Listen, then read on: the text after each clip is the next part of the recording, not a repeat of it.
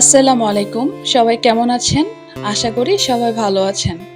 এই যে স্ক্রিনে দেখছেন লোভনীয় একটি রেসিপি, চলুন আজকে ডালি কচু ও রুই মাছ দিয়ে মজাদার রেসিপি কিভাবে রান্না করতে হয় সেটা নিয়ে কথা বলবো।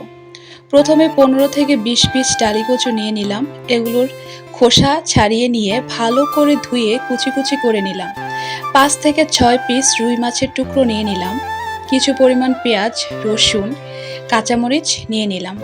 প্রথমে ইলেকট্রনিক চুলা অন করে তাতে কড়াই বসিয়ে দিলাম। কিছুক্ষণ পর কড়াইয়ে তেল ঢেলে দিলাম। তেলটা কিছুক্ষণ গরম করে নিই। তারপর লবণ, মরিচ, হলুদ দিয়ে মাখানো রুই মাছের পিসগুলোকে গরম তেলে দিয়ে দিলাম। কিছুক্ষণ নেড়ে চেড়ে মাছগুলোকে ভাজি করে নিলাম। ভাজা মাছগুলো কালার চলে এসেছে, দেখতেও খুব সুন্দর দেখাচ্ছে। ভাজা মাছগুলোকে উঠিয়ে রেখে দিলাম। এখন ননস্টিক কুকওয়্যারে ঢেলে একে একে পেঁয়াজ কুচি, রসুন আর কাঁচামরিচ দিয়ে দিলাম। ভালোভাবে নাড়াচাড়া করতে লাগলাম যতক্ষণ না লালচে ভাব আসে। কিছুক্ষণ নাড়াচাড়ার পরে পেঁয়াজগুলোর মধ্যে লালচে কালার চলে এসেছে। এখন একে একে 1 চা চামচ লবণ, 1 চা চামচ হলুদের গুঁড়া, 1 চা চামচ মরিচের গুঁড়া দিয়ে দিলাম। 5 থেকে 7 মিনিট যাবত আবারও ভালোভাবে নেড়ে চেড়ে 1 কাপ পরিমাণ পানি দিয়ে দিলাম।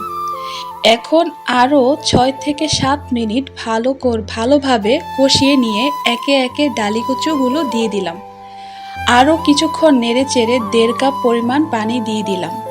ডালি কচু দেওয়ার 10 থেকে 15 মিনিট পর ভাজি করা মাছগুলোকে দিয়ে দিলাম। এখন আবার অনেকক্ষণ যাবত ভালোভাবে নেড়ে নিলাম।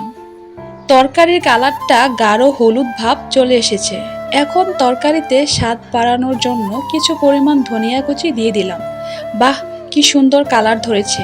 এখন আপনাদের সামনে পরিবেশন করে দেখালাম সুস্বাদু রুই মাছ আর ডালি কচুর রেসিপি।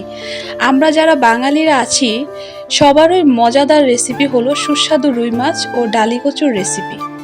সবাই বাসায় বানিয়ে দেখবেন।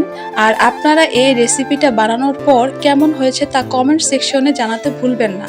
আশা করি সবার ভালো লেগেছে। সবার যদি ভিডিওটি দেখে ভালো লাগে তাহলে তাড়াতাড়ি করে বেশি বেশি লাইক, কমেন্ট ও শেয়ার করুন এবং ফলো দিয়ে আমাদের সাথে সংযুক্ত হয়ে যান।